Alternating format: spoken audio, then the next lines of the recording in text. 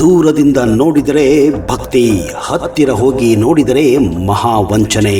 ಕೋಲಾರದ 108 ಅಡಿ ಬೇತಾಳ ಮೂರ್ತಿಯ ಹಿಂದೆ ದೆವ್ವ ಬಿಡಿಸುವ ನೆಪದಲ್ಲಿ ನಡೀತಿರೋ ಭೀಕರ ಕರಾಳ ದಂಧೆ. ಭಕ್ತಿ ಹೆಸರಿನಲ್ಲಿ ಹೆಣ್ಣು ಮಕ್ಕಳಿಗೆ ದೈಹಿಕ ಕಿರುಕುಳ, ಮಾಟ ಮಂತ್ರದ ನೆಪದಲ್ಲಿ ಕೋಟಿ ಕೋಟಿ ಲೂಟಿ.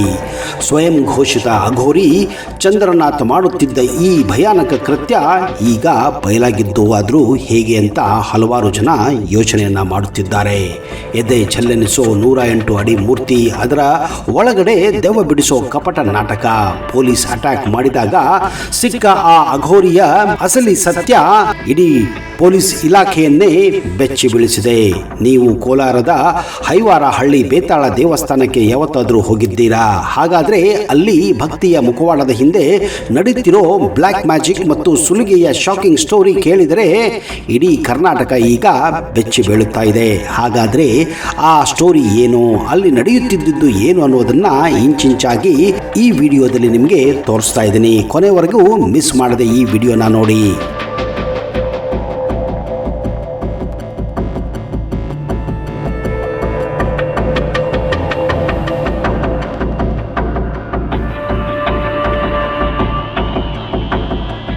ಕೋಲಾರ ಜಿಲ್ಲೆಯ KGF ತಾಲೂಕಿನ ಹೈವಾರ ಹಳ್ಳಿ ಗ್ರಾಮದ ಬಳಿ ಸದ್ದಿಲ್ಲದೆ ತಲೆ ಎತ್ತಿದ್ದ 108 ಅಡಿ ಎತ್ತರದ ಬೃಹತ್ ಬೇತಾಳ ಮೂರ್ತಿಯನ್ನ ದೂರದಿಂದ ನೋಡಿದರೆ ಸಾಕು, ನಿಜಕ್ಕೂ ಪ್ರತಿಯೊಬ್ಬರ ಮನಸ್ಸಿನಲ್ಲೂ ಎದೆ ಛಲ್ಲನಿಸುತ್ತಿತ್ತು. ಯಾಕಂದ್ರೆ ಅಷ್ಟು ಭಯಾನಕವಾದಂತಹ ಆ ಮೂರ್ತಿ. ಆದರೆ ಭಕ್ತಿಯ ಮುಖವಾಡ ಧರಿಸಿದ್ದ ಸ್ವಂತ ಘೋಷಿತ ಅಘೋರಿ ಚಂದ್ರನಾಥ್ ಮತ್ತು ಆತನ ಗ್ಯಾಂಗ್ ಸೃಷ್ಟಿಸಿದ್ದ ಮಹಾವಂಚನೆಯ ಜಾಲ ನಿಜಕ್ಕೂ ಬೆಚ್ಚಿ ಬೀಳುವಂತಿದೆ. 2026 ಜುಲೈ 15ನೇ ತಾರೀಕು ದೆವ್ವ ಬಿಡಿಸುವ ನೆಪದಲ್ಲಿ ಅಮಾಯಕ ಹೆಣ್ಣು ಮಕ್ಕಳನ್ನ ಟಾರ್ಗೆಟ್ ಮಾಡಿ ಅವರಿಗೆ ತೀವ್ರ ರೀತಿಯ ಮಾನಸಿಕ ಮತ್ತು ದೈಹಿಕ ಕಿರುಕುಳ ಕೊಡಲಾಗುತ್ತಿತ್ತು ಅಂತ ಒಂದು ಪೊಲೀಸ್ ಕಂಪ್ಲೇಂಟ್ ಬರುತ್ತದೆ.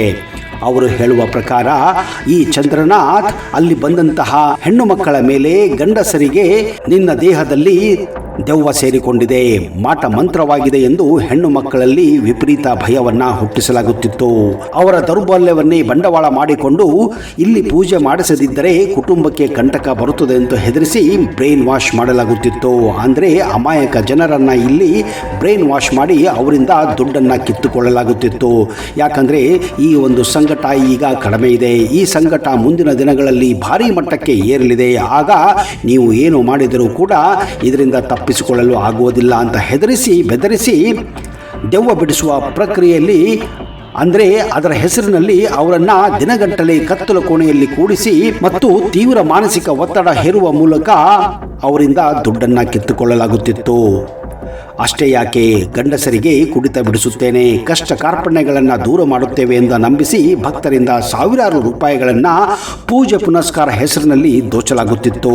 ಮಾಟ ಮಂತ್ರ, ಬ್ಲ್ಯಾಕ್ ಮ್ಯಾಜಿಕ್ ಮಾತ್ರವಲ್ಲದೆ ಕಾನೂನು ಬಾಹಿರವಾಗಿ ಜನರಿಗೆ ಯಾವುದೇ ಲೈಸೆನ್ಸ್ ಇಲ್ಲದೆ ಮಾತ್ರೆ ಔಷಧಿಯನ್ನು ಕೂಡ ನೀಡಲಾಗುತ್ತಿತ್ತು ಅಂತ ಈ ಒಂದು ಕಂಪ್ಲೇಂಟ್ನಲ್ಲಿ ಈಗ ಹೊರಗೆ ಬಂದಿದೆ.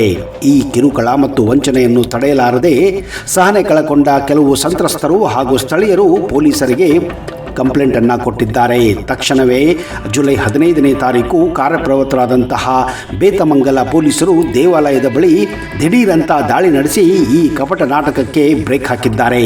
ಹೌದು, ಕರ್ನಾಟಕ ಮಾಟ ಮಂತ್ರ ನಿಷೇಧ ಕಾಯ್ದೆಯಡಿ ಪೊಲೀಸರು ಪ್ರಕರಣವನ್ನು ದಾಖಲಿಸಿಕೊಂಡಿದ್ದರು ಮತ್ತು ಈ ಚಂದ್ರನಾಥ ಮತ್ತು ಅವನ ಗ್ಯಾಂಗ್ ಅನ್ನ ಅರೆಸ್ಟ್ ಕೂಡ ಮಾಡಿದ್ದರು. ಪೊಲೀಸರ ತನಿಖೆ ಪ್ರಕಾರ ಯಾವುದೇ ವೈದ್ಯಕೀಯ ಲೈಸೆನ್ಸ್ ಇಲ್ಲದಿದ್ದರೂ ಬಂದ ಮಹಿಳೆಯರಿಗೆ ಸಂಮೋಹನಗೊಳಿಸುವ ಅಥವಾ ಮಯಕ ತರಿಸುವಂತಹ ಕೆಲವು ಮಾತ್ರೆಗಳನ್ನು ಮತ್ತು ಕೆಮಿಕಲ್ಸ್ ಮಿಶ್ರಿತ ಔಷಧಿಗಳನ್ನು ಬಲವಂತವಾಗಿ ನೀಡಲಾಗುತ್ತಿತ್ತು.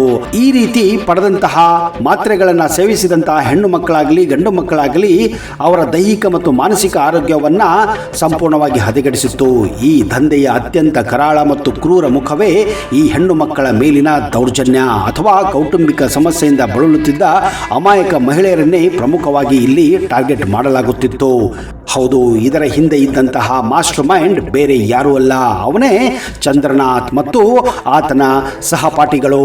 ಆತನ ಗ್ಯಾಂಗ್ ಯಾವ ಮಟ್ಟಕ್ಕೆ ಬೆಳೆದಿತ್ತು ಅಂದರೆ ಕಂಡ ಮಹಿಳೆಯರ ಮೇಲೆ ಕಣ್ಣು ಹಾಕಿ ಅವರಿಗೆ ಇಲ್ಲ ಸಲ್ಲದ ಹೆದರಿಕೆಯನ್ನ ಒಡ್ಡಿ ಈ ರೀತಿಯ ಮಾತ್ರೆಗಳನ್ನ ಕೊಟ್ಟು ಅವರಿಗೆ ತಿಂಗಳ ಕೆಲವೊಂದು ರೂಮುಗಳಲ್ಲಿ ಸೆರೆವಾಸದ ತರ ಇಡುತ್ತಿದ್ದರು ಎನ್ನುವ ಮಾಹಿತಿ ಕೂಡ ಬಹಿರಂಗವಾಗಿದೆ. ಕಷ್ಟ ಕಾರ್ಪಣ್ಯಗಳು ಬಂದರೆ ಯಾವತ್ತೂ 10 ಬಾರಿ ಯೋಚನೆ ಮಾಡಿ ಎಂಥವರನ್ನ ಭೇಟಿ ಮಾಡಬೇಕು, ಎಂಥವರನ್ನ ಭೇಟಿ ಮಾಡಬಾರದು. ಯಾಕಂದರೆ ಇವತ್ತು ದೇವರ ಹೆಸರಲ್ಲಿ, ದೆವ್ವದ ಹೆಸರಲ್ಲಿ ಸುಲಿಗೆಯ ಕಾರ್ಯಕ್ರಮಗಳು ನಿರಂತರವಾಗಿ ದೇಶಾದ್ಯಂತ ನಡೆಯುತ್ತಾನೆ ಇವೆ.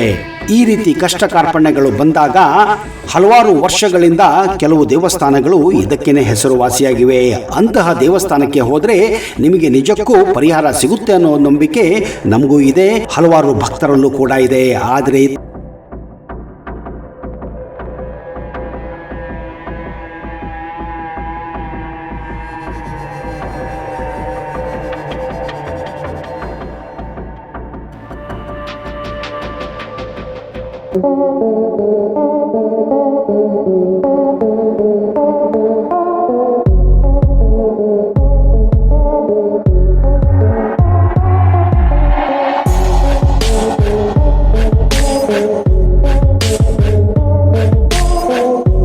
ಕೈ ಎತ್ತಿ ಮುಗಿಯುತ್ತಲೇ ಒಳಗೆ ಪ್ರವೇಶಿಸುವ ಭಕ್ತರ ದಂಡು, ದರ್ಶನ ಪಡೆಯುತ್ತಲೇ ಭಾವುಕರಾಗುವ ಭಕ್ತಗಣ, ಇನ್ನೊಂದೆಡೆ ತೂಗಿದ ತೊಟ್ಟಿಲಿಗೆ ಹೂ ಎಸೆದು ಸಂಭ್ರಮಿಸುವ ದಂಪತಿಗಳು, ಕಂಬಿಗಳ ಮೇಲೆ ನೇತಾಡುತ್ತಾ ಭಕ್ತ ಮಂಡಳಿಯನ್ನೇ ಆಶ್ಚರ್ಯಪಡಿಸುವ ಭೂತ ಪ್ರೇತ ತಟ್ಟಿದ ಮಹಿಳೆಯರು.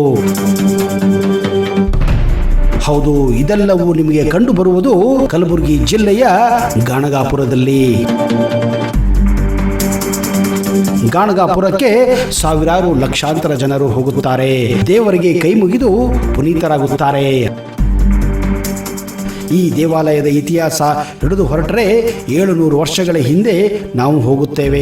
ಆ ಕಾಲದಲ್ಲಿ ಇಲ್ಲಿಗೆ ಆಗಮಿಸಿದ ದತ್ತಾತ್ರೇಯರು ಈಗಲೂ ಪಾದುಕೆಗಳಲ್ಲಿ ಗುಪ್ತವಾಗಿದ್ದಾರೆ ಅನ್ನುವ ನಂಬಿಕೆ ಇದೆ. ಇದನ್ನ ಗಾಣಗಾಪುರ, ಗಾಣಗ ಭವನ, ಗಂಧರ್ವ ಭವನ, ಗಂಧರ್ವಪುರ ಎಂದು ಕರೆಯಲಾಗುತ್ತದೆ.